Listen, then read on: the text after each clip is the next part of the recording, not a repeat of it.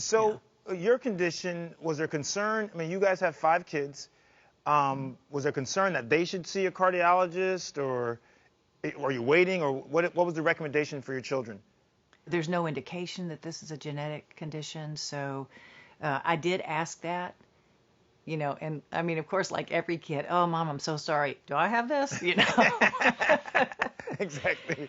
And so it really is a great reminder of the gift of today. Wow. I'm glad you said that, Amy, because so much is going on. So many people are scared. We've lost so many of our fellow Americans over the last several months. What do you want everyone to know, and what do you want them to do? Life is like surfing the tsunami. Hard times come, and you just have to stay flexible and open. You have to. There are only 2 choices in life, just to bow up and do all that, or to yield and say, now how do you see this? Because all of our perspectives are so different, but I believe we have a deep capacity for compassion, for reasoning, for problem solving.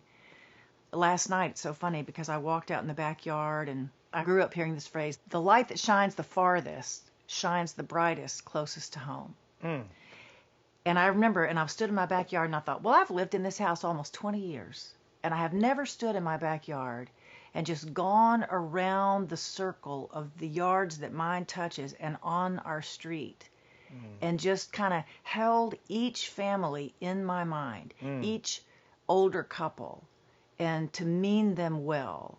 I mean, I grew up in a church-going family, and so in my mind, that's how I pray. It's not a lot of words. I'm just like, I picture somebody, and I just intend the best for them, for health, but it's so funny. I just went, how have I been here 20 years? And I've never taken time to do that for my neighborhood. And I just went, you are so dense. You are such a mess. But I think, what if we all did that? What if we started this ripple effect right where we are? And it just continued with people you agree with, people you disagree with. But just, our influence on each other is so much more profound than we could possibly imagine. We are all connected to each other.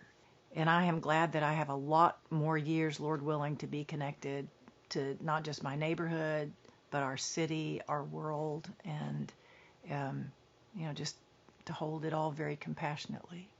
Amy, I couldn't say any more perfect than that. That is absolutely phenomenal. You are terrific.